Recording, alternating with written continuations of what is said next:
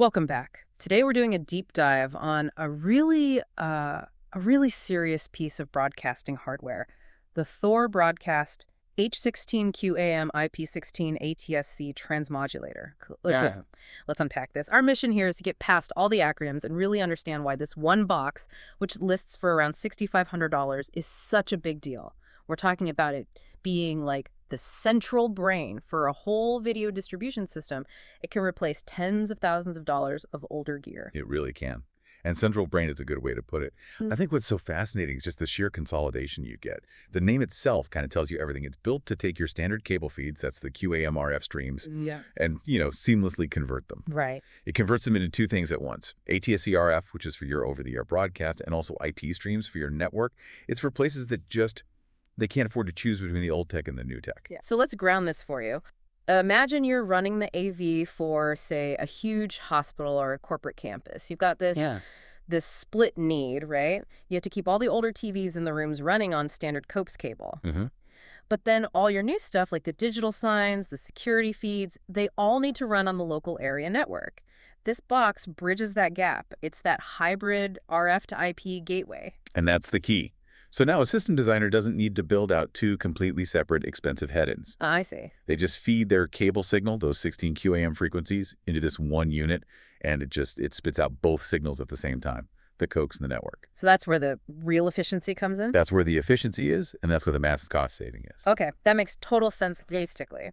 But now we get to the really interesting part, the technical muscle inside. We've got the 16 QAM tuners going to 16 RF outputs, but then it also has that dedicated IP output. Yeah, and that IP output is what we call an MPTS, a multi-program transport stream. Okay. So instead of, pushing out 16 separate network streams that you have to manage, it bundles them all into one really efficient package. It makes managing the network traffic so much simpler. I saw on the spec sheet, though, the flexibility goes even further. It says it can take, 512 IP inputs and 2 ASI inputs.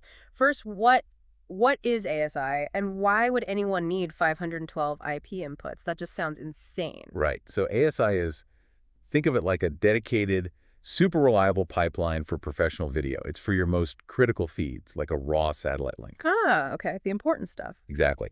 And the 512 IP inputs, that's just pure utility and future-proofing. Yeah. So if you're pulling in, say, hundreds of different security camera feeds or streaming sources, this one system can just ingest all of them. It's like a giant content sponge. And with all that converting happening from one standard to another, you have to worry about quality, right? Absolutely. And the quality is, well, it's guaranteed. It has an excellent RF output index. Specifically, they cite a MER of 40 dBs or better. And MER is? Modulation error ratio.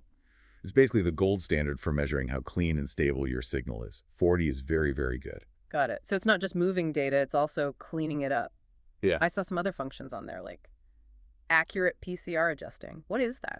Yeah. That's where you get into the real sophisticated stuff. Yeah. PCR is the program clock reference. Yeah. Think of it like the conductor of an orchestra for the video stream. Okay. If the timing is off by just a tiny bit, you get video jitter, you get audio dropouts, this device automatically adjusts that timing to make sure all 16 channels are in perfect sync. Wow. And what about security? It mentioned scrambling and simulscript. Yeah, simulscript means it can handle up to 4 different encryption systems at the same time. So if you have different subscription packages. Exactly. Like basic access for some users, premium content for others. This one box manages all those different encryption keys in one place. It really is the engine room for a modern hybrid system. So to pull this all together for you listening, this one unit can take all these different inputs, cable, professional ASI feeds, huge network streams, and then it refines them. It turns them into perfectly timed, high quality, and securely scrambled outputs for both your old COAX systems and your new IP networks. That's it in a nutshell. It even meets all those global standards, like Yes. J83AB, and you can manage it from a web browser. Indeed. And it comes with a 2-year warranty, ships with the latest firmware. But this all raises one final important question you have to consider. And what's that?